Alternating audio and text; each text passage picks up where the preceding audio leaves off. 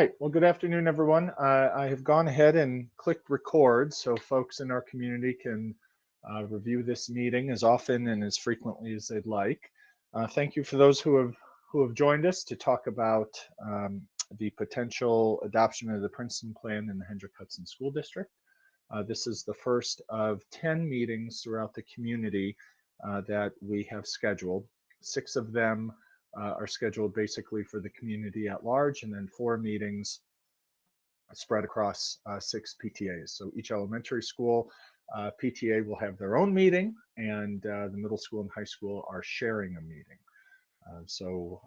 If you can't make certain meetings, make sure you participate to the best that you can, or watch the meetings on video. We'll post these to our website as well. So a couple ground rules. We're going to try to keep this as conversational as possible. Certainly we've heard from the community that they'd like to have dialogue, and if we weren't in the pandemic, certainly these meetings would take place face-to-face. They would take place in different venues throughout the community, and there would be just a different feel and flow to the conversation. So we're trying to emulate that as best as we can, even though we're doing it through Google Meet. We have a number of questions from folks that pre-submitted questions, so we're going to start with them.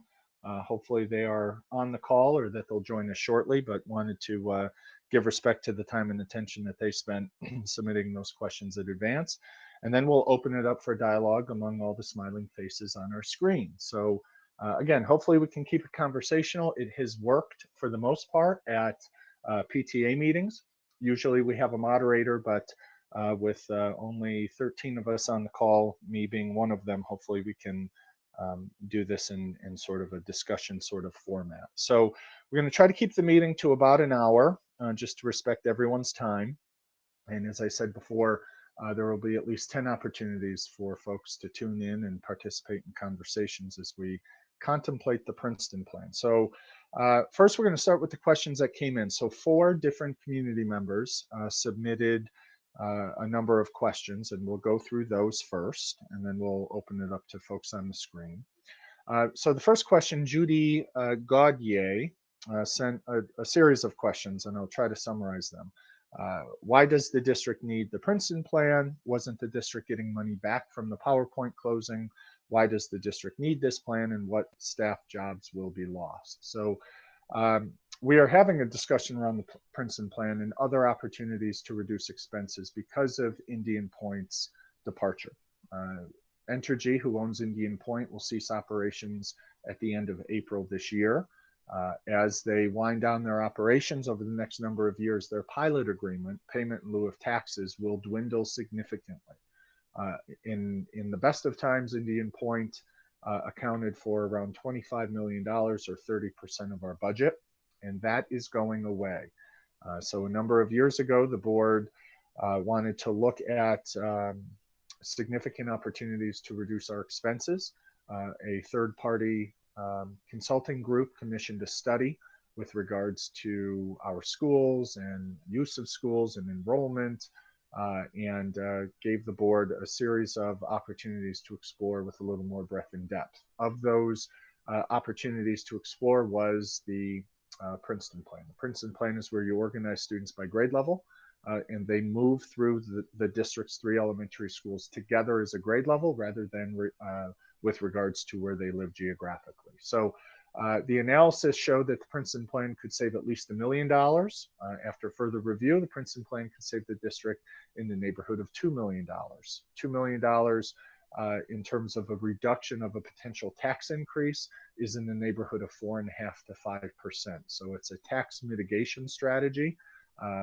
We know that taxes in our community will need to go up to make up for the revenue that we're losing from Indian Point. The question is, how high will taxes go, and what mitigating factors can we do as a school community to reduce that tax increase by reducing expenses, and Princeton Plan is one of them. We are not getting money back from the PowerPoint closing.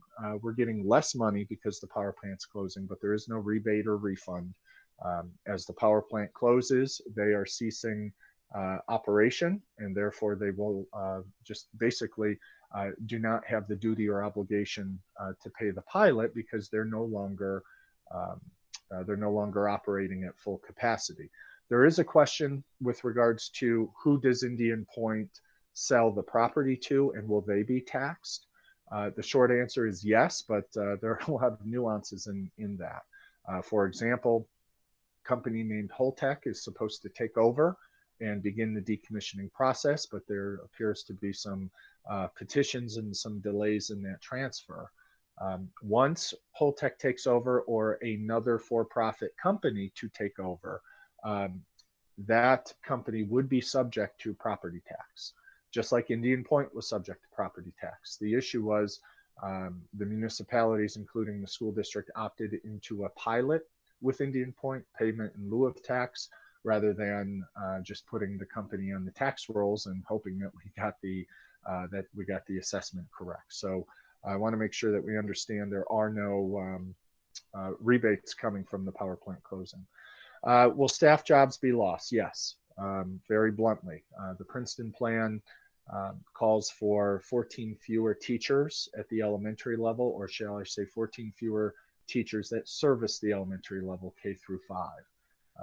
Most of the teachers teach exclusively K through 5, and other teachers teach content areas such as reading or art or music. They are certified K through 12, but the reductions would come to the elementary program. That's how the district would end up saving the revenue, would be by streamlining the efficiency aspect of K through 5, and we would need fewer staff. Jillian Arazo asked some questions. She submitted these, looks like last week. Why does the plan need to be done right now? Well, the plan is being considered right now, meaning for September of 21, so that we don't have a huge spike in terms of tax increases. For 10 years in a row, not including last May, but the previous 10 years, our average tax increase in the school district was 1.04%. Last year, the board approved a budget, and the public, with the 2-to-1 support margin, effectuated that budget that called for a tax increase of 5.9%. In the next number of years, without significant restructuring in the district or without significant new revenue coming into the district, that upper echelon of 5%, that 6% tax increase, we will be in that neighborhood for the next 4 to 6 years without restructuring and certainly without increased revenue. So that is certainly a concern for the board and a concern in the community of why it's being considered right now. We're going to continue to have conversations as to whether or not we should implement the Princeton Plan at all, let alone when might be the best time to implement the Princeton Plan. We've certainly heard from families saying that while they believe the Princeton Plan has merit, perhaps this September is not the right time because we're still in the pandemic. We don't know what next year will look like. So certainly that is an open question that we're going to continue to explore. And that was one of her second questions. Why can't we do this in 22? Kids have had enough on their plate. And that is a consideration. So a consideration would be potentially delaying the Princeton Plan to September of 22 if we believe it's a viable option that could bring the district and taxpayers significant savings. Would you plan visits to the new schools and meet and greets with teachers? Yes, we would. That would be part of the strategy to prepare students and prepare staff. Would be to visit the new school. First of all, we would have to figure out who's teaching and working in the new schools, as they would be divided by grade level. But certainly it would be an ideal endeavor for students to spend time in the school that they would be going to, meet their teacher, meet their principal, have opportunities for families to engage as well. We hope that as vaccines ramp up and as COVID infection rates decline, we might be able to achieve some of those initiatives, although it looks unlikely for this spring, but certainly that is a priority of ours. I think the long-term Princeton Plan, this is just a statement. The long-term Princeton Plan is a great idea, but now is not the time. Give children, staff, and parents a year to get ready. Certainly that's a conversation that we've heard and issues that have been raised. Christy Nadler sent in a few questions. One is, I heard bullying is reduced in the Princeton plan. Can you speak more about that? I'm not aware of a study that specifically identifies that as a specific benefit. I can tell you that what we have heard from districts that are in the Princeton plan is that there's a different spirit and a different just a different culture or DNA in those schools as they're aligned by grade level, because now you're in the same school with everyone of your same age and in the same grade, and different friendships are formed, and the school is doing more things together as a grade level, rather than just two sections of fifth grade in the school with two sections of kindergarten. So there's a little more breadth and depth in terms of what the school can do, the programs that the PTAs provide. So certainly it wouldn't surprise me if bullying is reduced in the Princeton plan, but in terms of specific data that has been shared with our team or the stakeholder committee, we haven't seen any, but certainly from the conversations we've had with other districts, I could see why that would be a potential, and would probably agree with that. Christy also had a question around special ed and PPS. She said that if schools follow the Princeton plan, isn't it true that students will not have to change schools if they are classified, meaning if they have an IEP? Programs like ICT would be offered in the same school that the students attend in the Princeton plan. Is that correct? And yes, she is correct. Right now, if you are an elementary child and you have an IEP, and if your IEP calls for any number of programs, maybe our ABC program or especially our co-teach program. You may live in the Furnace Woods area like I do, but because the program is housed at BV or Frank G, although you live in Furnace Woods, you would attend that program in that particular school. In the Princeton plan, all the students by grade level are together in the same place, receiving the same instruction. All right, let's say it's the 4th and 5th grade school. So all of our special education programs for 4th and 5th graders would take place in that school.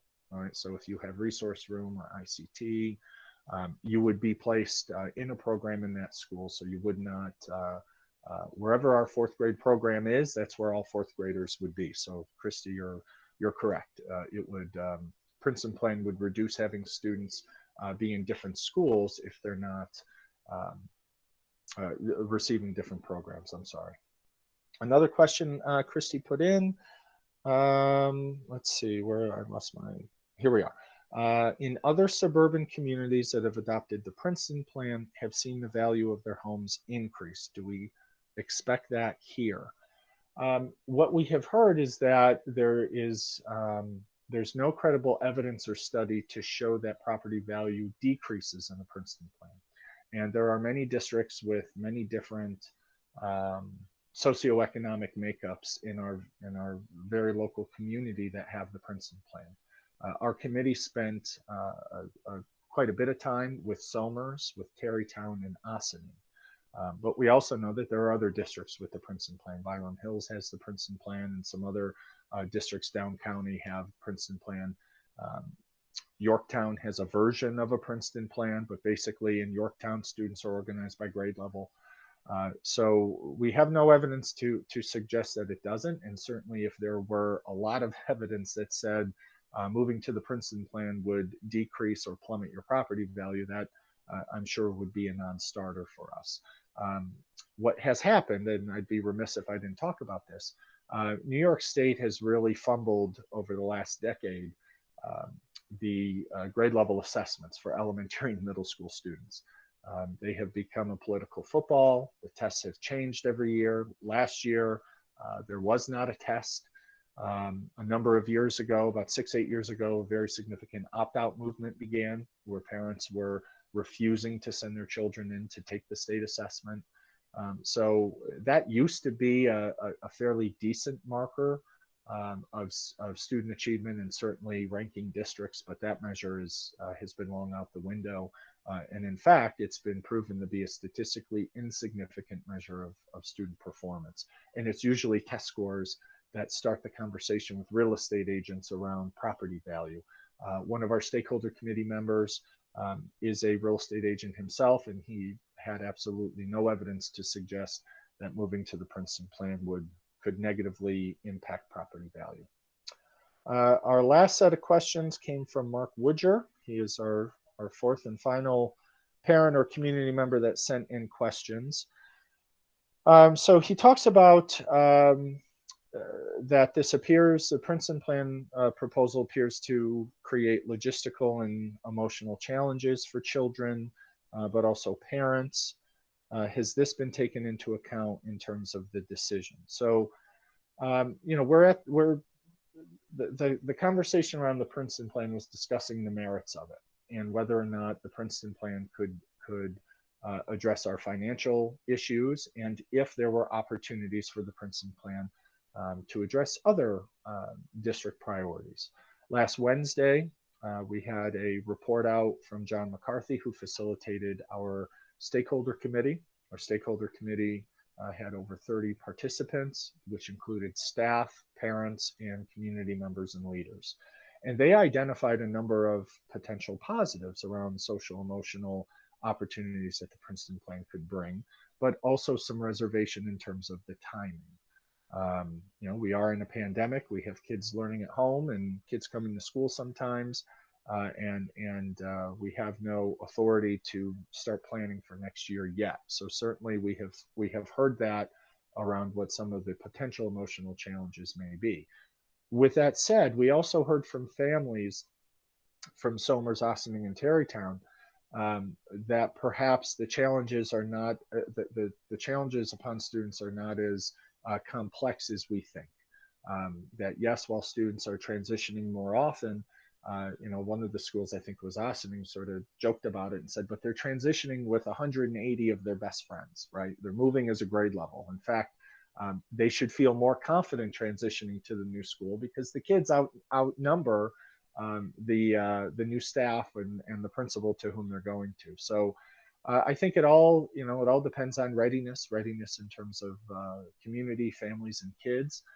I would echo comments that some of our team have said that our kids and staff have demonstrated outstanding resiliency just in the last 12 months alone.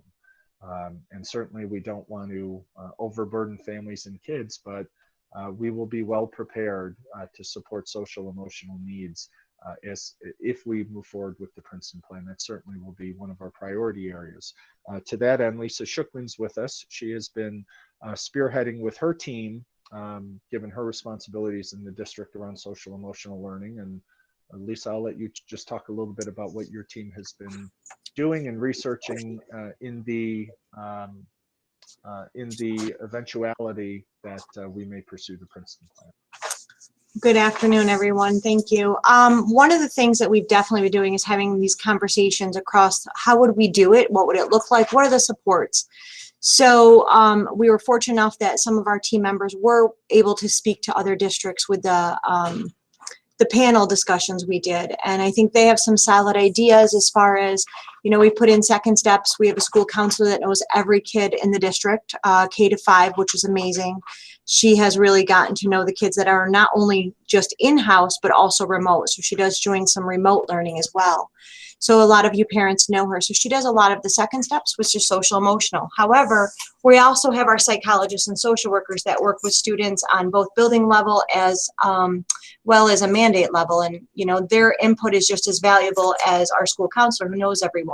So one of the things we've been talking about is what would that transition look like? How do we start in January to start that transition into different schools and really focusing on social emotional, getting them used to knowing people, introducing them to teachers, introducing them to staff, introducing them to the principal, and really doing some culminating activities throughout probably February on to really make sure that transition is smooth. How do we share records so we know what kid we need to really focus on and think about when it comes time to for the transition, maybe needs a little extra support.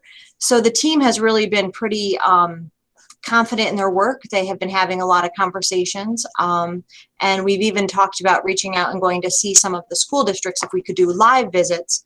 If not, we'll do some virtuals again to just talk about what their process is when it is time to do that transition.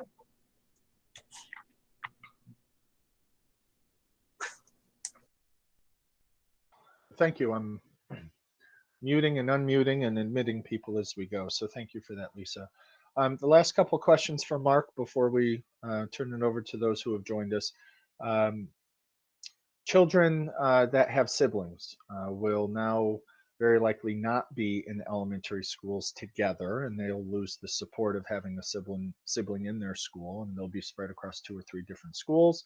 Mark asks, how is this concern being addressed? Well, certainly it's a concern and a reality for folks in the districts that we met with and the scores of others. So this certainly is going to be one of the items that we discuss as we should we move forward with implementing the Princeton Plan, how best to implement. So certainly that will be a focus area that our team will look to see how we can support that, whether it's we may need to adjust start and end times so families can be in 2 different places at once, figuratively speaking, or try to support some transportation needs as we move forward. If we choose to explore the Princeton Plan, to meet some of these needs, that will be one of the questions and one of the roles of our transition team to try to uncover.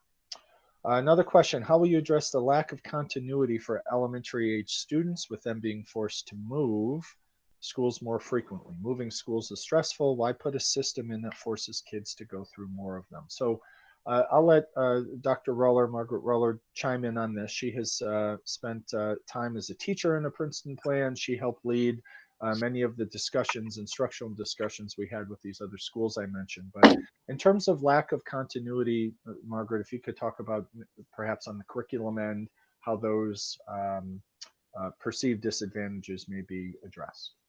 Actually, I think the curriculum is strengthened when you go grade band because the focus at each school narrows to 2 grade levels. So the groups get tighter across a grade. I think it's easier as an administrator to manage 2 curriculum areas, if you will, 1st grade and 2nd grade, or 4th and 5th grade, instead of trying to stretch across K-5. All of us do that because it's the way that most of us work every single day. But I think that was one of the strongest points that came across with the visits that we did, was that the enhancement to curriculum and instruction, and thereby children's experiences in school, are just tremendous when the grade bands are narrowed.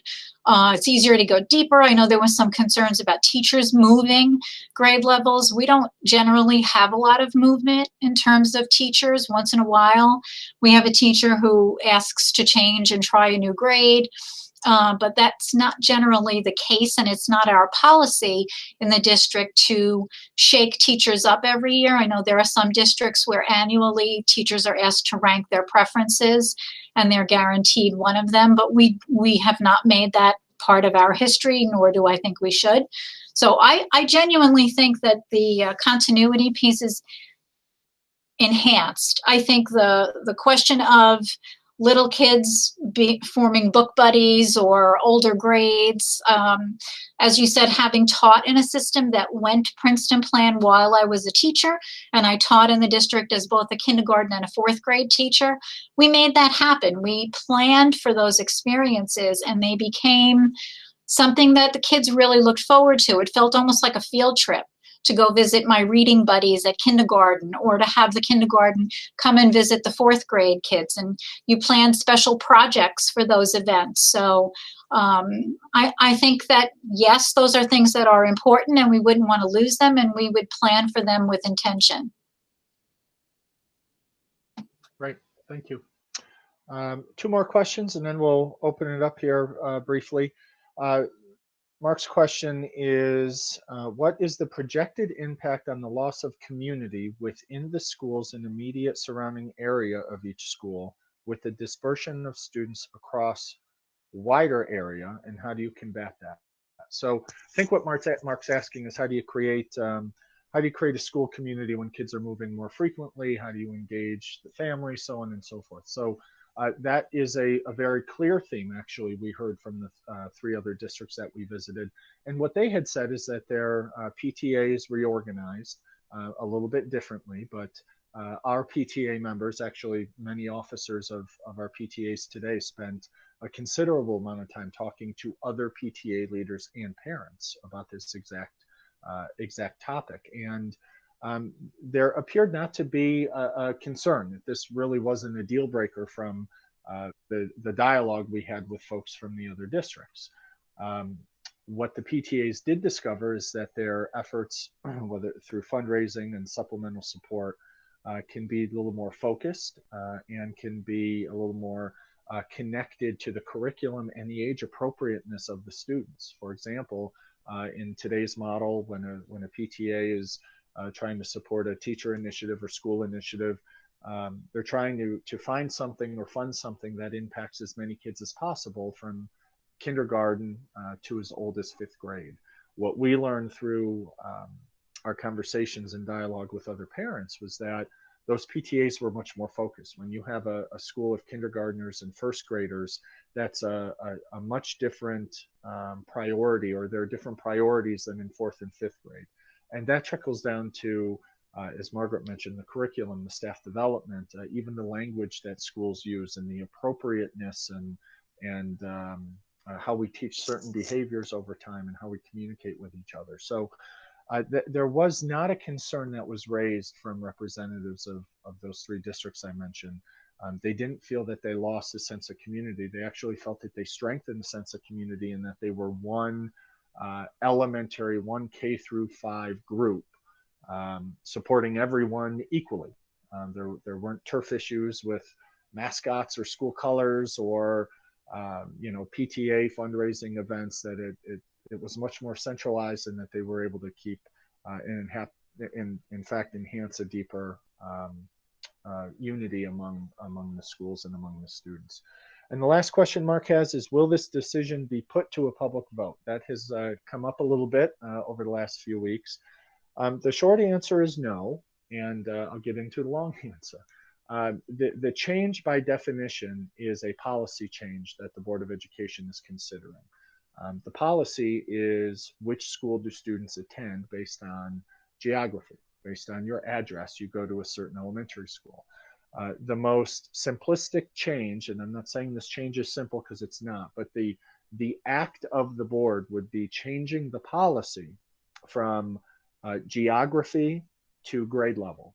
So basically the policy would say, if you are a kindergartner or 1st grader, you will attend school A. If you're in 2nd and 3rd grade, school B. 4th and 5th grade, school C, something like that. The issue is that the Board of Education, in fact, is obligated to make decisions like this, and those obligations are clearly articulated in New York State education law. And that's why you elect a representative committee, which is the Board of Education. You elect 2 of them to 3-year terms, and every 3rd year you elect 3 of them to a 3-year term. And it's a decision like this, among other decisions about approving a budget, about hiring staff, about letting some staff go, the decision around tenure. There are very specific decisions that the board must make, and this is one of them.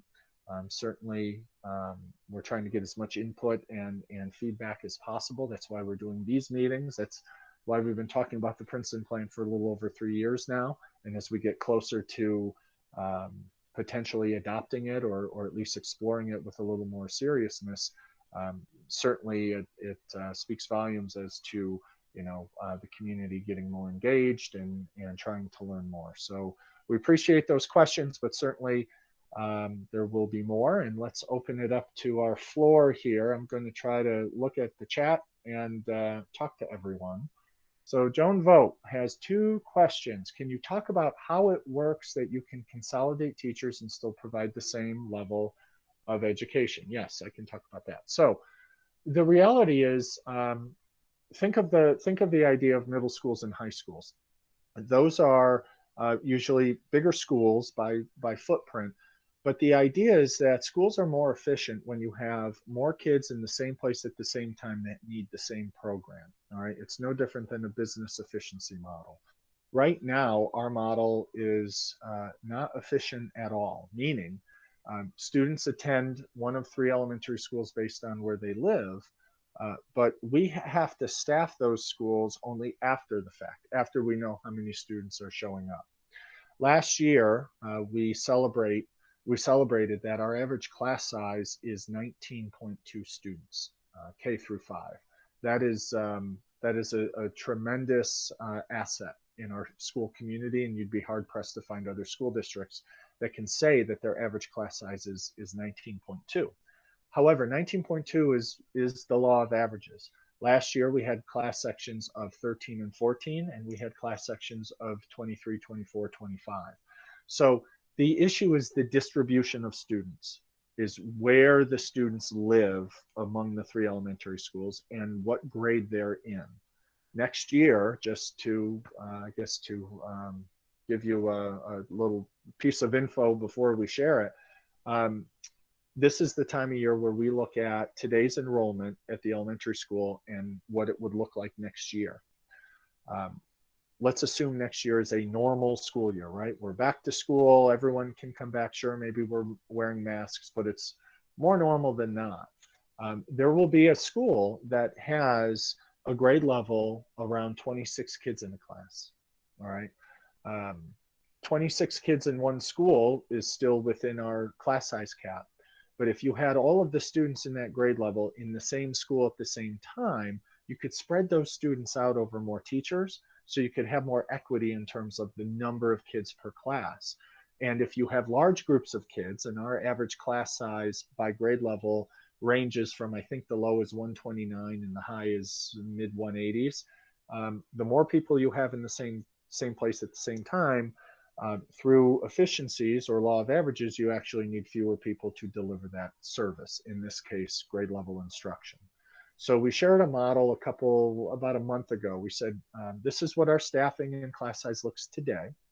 And if we move to the Princeton plan, here's what it would look like. And I think the average class size goes up to 21 or 22 students. So some may say, oh my goodness, an increase from 19 to 21, that's too many, that's too many. But that's 21 students or 22 students in every single classroom in that grade level, all right? Unlike what we have right now, where we had a year, and Margaret, I'm sure, can correct me, but it was either last year, so September of 19 or September of 18, one school's kindergarten had 13 kids and another school's kindergarten had 22. Right, and that was purely a function of how many 5-year-olds lived in what neighborhood at what time. So it's a law of efficiencies in terms of the more people in the same place at the same time, you actually need fewer to deliver that service, and that's where the reductions in staff would come. Joan, second question, can you detail ways that the Princeton plan would address equity in our district? So I talked a little bit about class size equity. I'll talk about diversity and socioeconomic and other factors. So New York State asks us to report student data, right? So achievement, attendance, based on a series of criteria. So New York State asks us how many students we have that have free and reduced lunch. So those are students in poverty. How many students are white or non-white? How many students have IEP or require special education services? How many students are do not speak English as a native language? Those are really the 4 major categories. The issue is, in many of those categories, the greatest concentration of students who meet or fit those criteria are somewhat centralized in one of our neighborhood elementary schools. Certainly we have students that receive free and reduced lunch and have IEPs in all of our schools, but right now, and the trend over the last number of years, is there's been a concentration in particularly one area. So when principals do their class list, they take that and other factors into account. They look at relationships that worked or didn't work the year before, but they try to achieve balance. They try to achieve balance in terms of students' makeup and student demographics. And we'd have a better opportunity to address that in the Princeton plan, because all the students, again, would be in the same place at the same time. They wouldn't be divided by neighborhood, and we know that certain neighborhoods certainly have different demographics. So the Princeton plan would certainly be able to address that, and the 3 schools that we visited, Somers, Tarrytown, and Ossining, spoke to that quite a bit. They spoke to the fact that there was more equity in their programs because it wasn't contingent on zip code. Just we're the school of kindergarten and first grade, and we're glad you're here, and we don't care about any of those factors, and they drive their resources to everybody. So thank you for that question. PTAs, this is Erica Mills. PTAs in Essendon and Terrytown told us it was hard to get parents involved in the younger grade levels. They said it takes a lot of coordination, but the positive we heard is that students get the same support by the PTA, by the grade level they're in. We didn't get to speak to a school that recently transitioned to the Princeton Plan. Hopefully we can work with schools who have experienced that if necessary. Yeah, that would be a really important factor. Is the 3 schools we talked about have been in the Princeton Plan for quite some time. I also think it's important to underscore that schools move to the Princeton Plan for a variety of reasons. The leading reason in the research that we know of, that we also put online, it's on our dedicated Princeton Plan webpage. The leading reason of why schools are moving to the Princeton Plan or considering it is for financial reasons. It's basically the reasons we are talking about. Now, we led with that, and I think what we've discovered over the last number of months through our exploration is there are equally as important and valid reasons to explore the Princeton Plan, but our quest began financially, and that is in line with the research that's been done to move potentially to the Princeton Plan. I do want Margaret and Lisa to chime in on this, because this equity piece in terms of resources and access is important. So I'll let them chime in on conversations they had with their colleagues in those districts as well. So Margaret, why don't you go first? Okay. I think, we think of equity and we think of kids getting what they need instead of everything being equally dispersed across our schools, whether it's 2 schools, 3 schools, 4 schools. We have in the past, just because it's the way it's always been done, and it's not a hen hug thing, it's the way schools work. We've said school A gets a reading teacher, school B gets a reading teacher, school C gets a reading teacher, yay us. When we recognize that one school actually needs 2 reading teachers and maybe another school only needs a half of a reading teacher. That's what we mean by equity. So staffing and providing kids with what they need to be successful is what levels the playing field.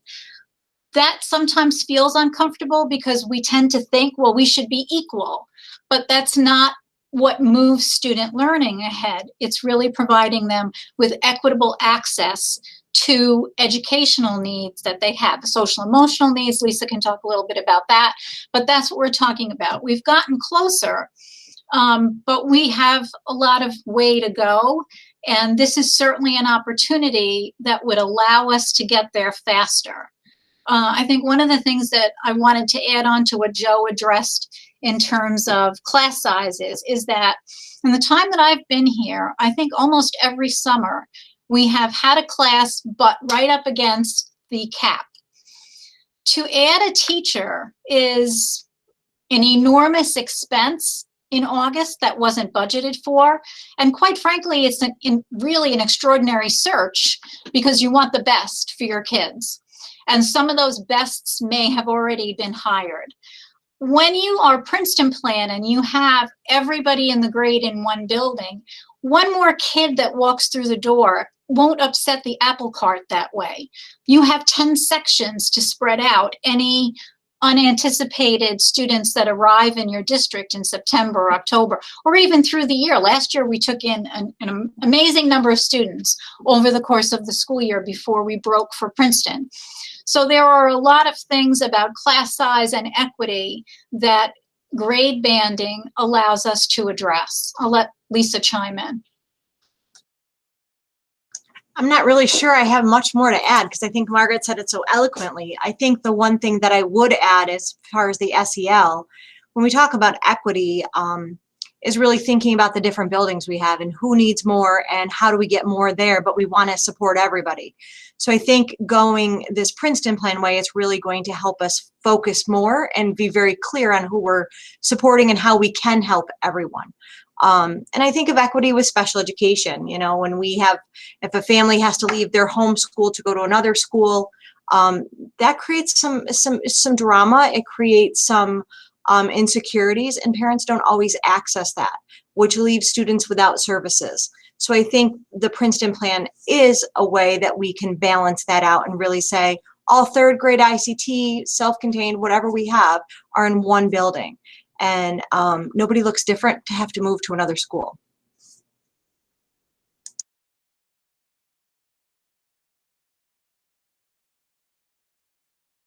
Just to echo that, I know I teased a little bit with some potential class sizes next year, but I do want to share with you as we look at getting ready for next year. I'm going to talk about two schools. We have two schools, and I guess I shouldn't mention this, but our kindergarten enrollment is still coming in. We're still identifying kindergartners. But in one school, right now, we have a projected low end class size of 14 in one grade level. And in the same school, a class size high of 23. In another school right now, we're looking at 11.5 students in one grade level, and in a different grade level in the same school, as many as 27. And the disparities among grade levels by school also vary. So we're projecting in first grade in one school, 11 and a half kids in a section, and the very same first grade in a different school, as many as 19. So, you know, we can talk about equity in many different ways, but just starting with the number of kids in a seat by grade level is also, I think, important. We have other, big ranges in another grade level. We have a low of 13 in one grade level, 19 in another, and it's really only in one grade level. Next year's fourth grade, all three schools hover around 21 students. A low of 20.5 and a high of 21.5. So 1 out of 6 grade levels across three schools is really within one child of enrollment. We can't control for that. I mean, I've said in meetings, we've been lucky, or sometimes the luck doesn't work, because depending on what end of the spectrum you are, your child's going to be one of 26, or your child could be one of 18. And we have no way to control for that, given the current design and attendance boundaries of our elementary schools. Joan chimed in again. I hear a lot of parents are worried about transportation. Are there updates? So great question. So a couple things we would need to do if we pursue the Princeton Plan. We would need to finalize what school would house which grades, and then we begin building fictitious transportation routes. And fictitious meaning they wouldn't go live, but we would roll all of our students over to next year, and we would let the software do its magic in terms of bus stops and bus rides and those things. I can tell you this, and Margaret has to go, so thank you for your time, Margaret. I can tell you this, that law, the law of averages is, as our current transportation routing goes, is that if you live the furthest away in Furnace Woods and you're being transported to the high school, your bus ride is between 30 and 40 minutes. If you live in the most extreme part of BV, let's say the southeast corner of our district by the river near the Croton border, your bus ride to the middle school, which is next to Furnace Woods, is 30 to 40 minutes. So that's a ballpark figure. Now those rides are going to change, because every year new kids come into the system in terms of kindergartners, and more kids leave the system in terms of going from the 5th grade transportation model to the 6th. We do have some long bus rides right now, and I think one of the challenges, particularly, is at Furnace Woods. Furnace Woods is our lowest enrolled elementary school, hovering around 200, a little over 200 students. Furnace Woods is very large geographically, and the challenge is when you have few students that live in your largest geography or geographical region, even going to Furnace Woods, that's a long bus ride, because you're going further to pick up students in order to make it to school. So there are some things we won't be able to control. Transportation or bus times are one of them. But certainly we're going to try to cut those down as much as we can. We do very, very creative things based on where you live. Not every street can get a big bus up the street. Sometimes we send a small bus or a van. And it also depends on the routing. It depends on where the students physically live that need transported to certain schools. I know where I live, on the Furnace Woods part of town, I have really two ways I can go to work. I can go down Maple Avenue and down Hudson through Peekskill, or I could loop around on Watch Hill Road.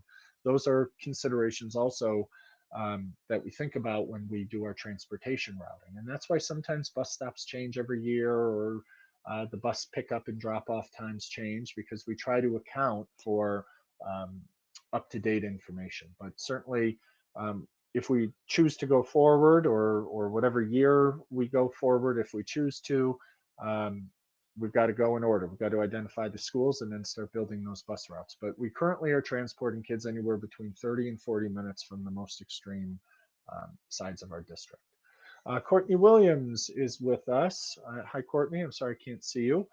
Is there going to be help for parents who will no longer be able to walk to their child's school? At BV, there are a number of families that need to rely on taxis, walking to get to school.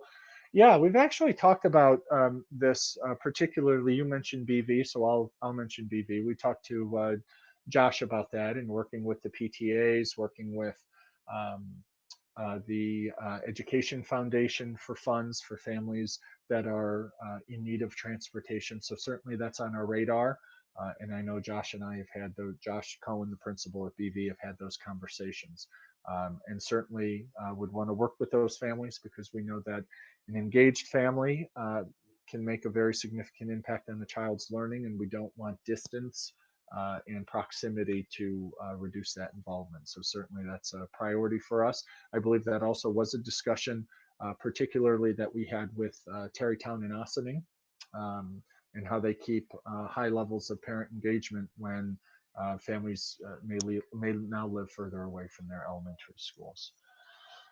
Antoinette, I'm aware that kindergarten registration is being done online. Are our incoming kindergarten parents being told we're looking to implement the Princeton Plan for 21, so we are unsure what building their child will attend? Not right now. What we're doing, Antoinette, is we're registering families as though status quo, so they show proof of residency, and New York State tells us what proof of residency they need to show in order to register. But we are identifying them for today's purposes in their home school, in their neighborhood school. And you'll see on Wednesday at our board meeting, we will show you real-time data on how many kindergarten students are currently enrolled. And I see Dr. Abraham's cat, and I also see Courtney Williams. Maybe, I don't know, Courtney, if that was a typo or typo. Okay, thank you. Real time. That's okay. So we want, as I said at the onset, we tried to want to honor everyone's time to about an hour. So we've got about 10 minutes left. We can try to take the reins off, and we can unmute ourselves if there are folks that have some questions, and try to have a brief conversation. I know this is not ideal, and if I were at any of your PTA meetings, I'd be walking around, with a microphone like Phil Donahue. Hopefully we all remember Phil Donahue. I know it's an old one. But Phil was good. I watched Phil after school. That was my version of after school special. Phil Donahue, man. So if anyone would like to come off of mute and ask a question or have any input, you're more than welcome to. Just remember, we're being recorded and this will be shared. Or you can type in your question or comment. That's fine as well. Maybe the cat is going to type something. Sure, Leon, you raised your hand. Thank you. Oh, you got to come off mute. Oh, there we are. Hi, everyone. Thank you, Doctor. Are considerations being made or given to kids who start their day at a daycare center or before and after school programs?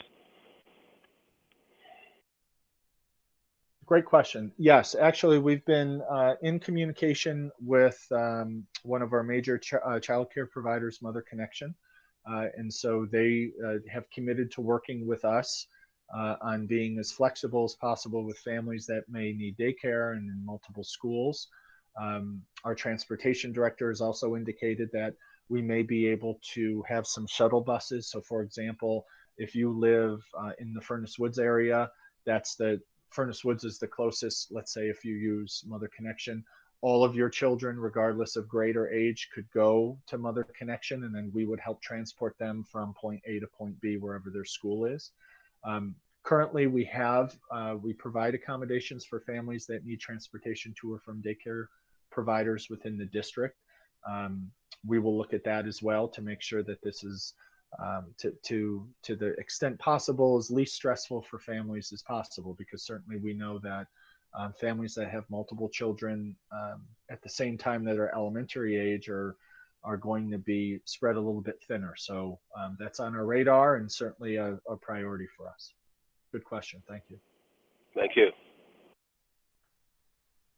Would anyone else like to raise their hand and ask a question or comment? Oh, There's a no, question in Court. the chat.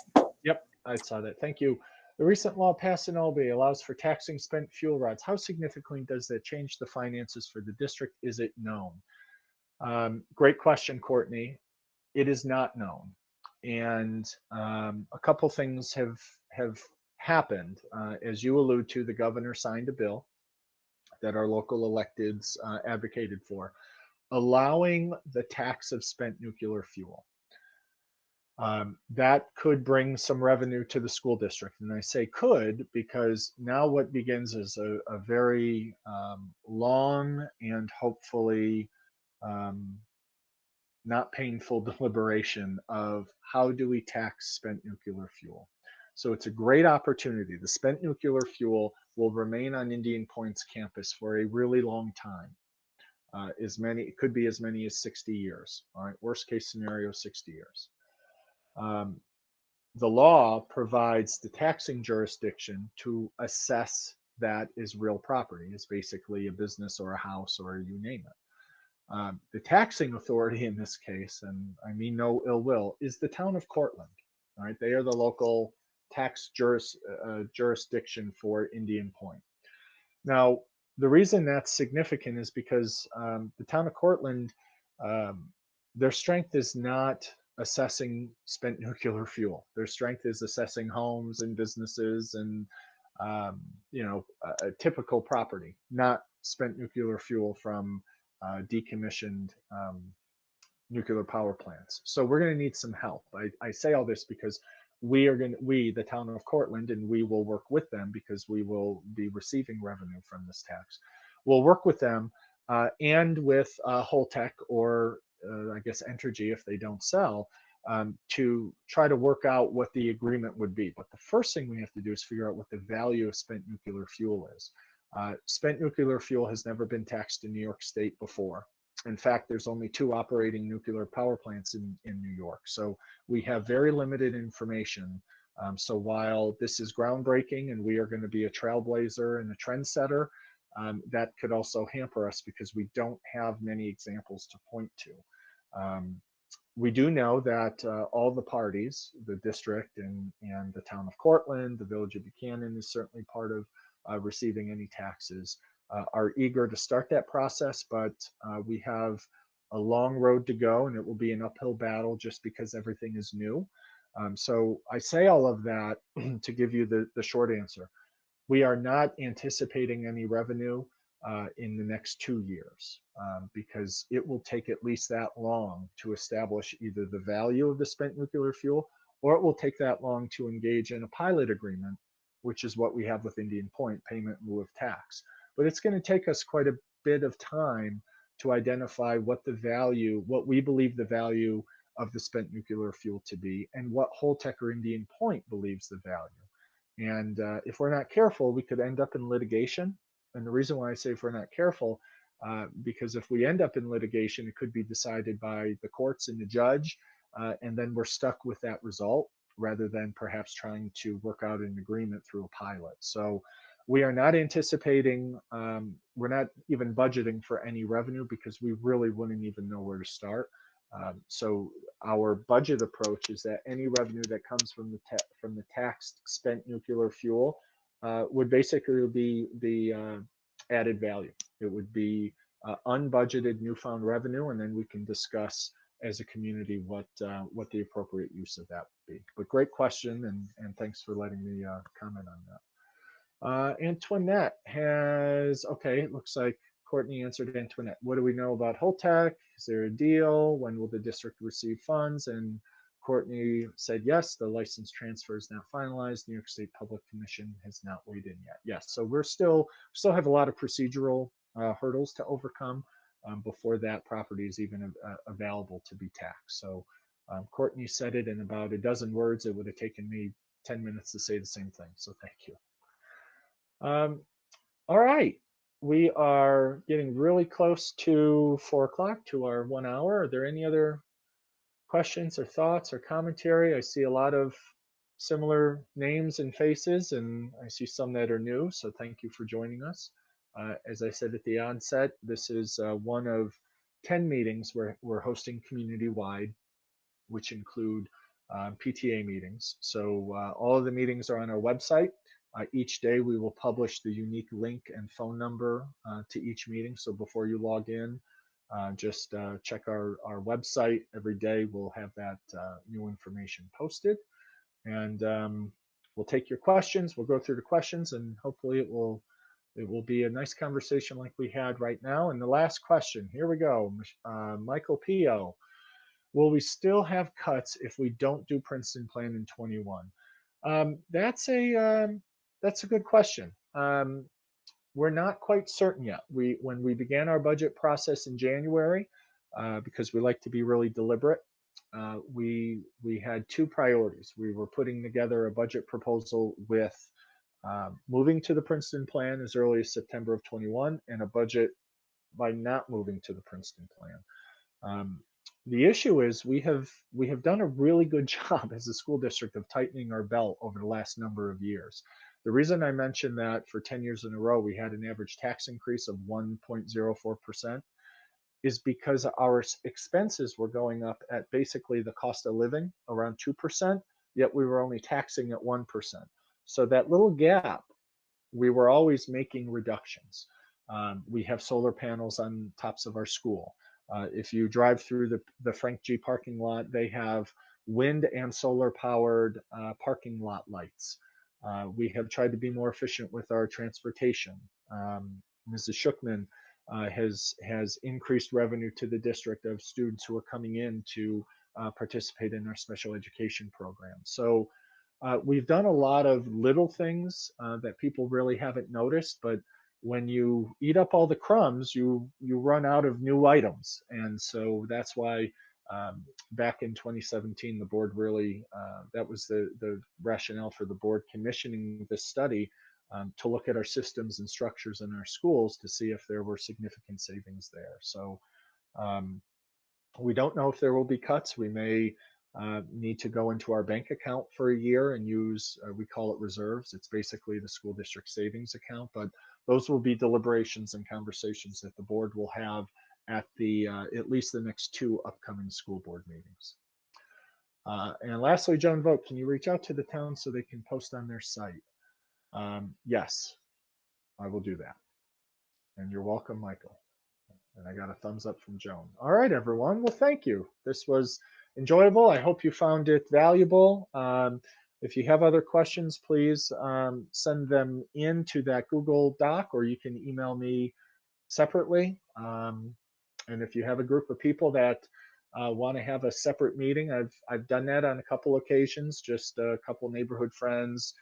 I did a meeting last Friday with a mom and a dad and a very involved mother-in-law and some other folks. So, you know, we're trying to communicate as effectively as we can with the restraints that we have, appropriately so. So it's not our go-to method of communicating, but still trying to get the message out and reach out to everybody. So hope you found it valuable. You can come back. We have a meeting almost every day over the next week and a half. So again, check out our website, and that's where you can find the schedule of the meetings and how to access them. So thank you very much.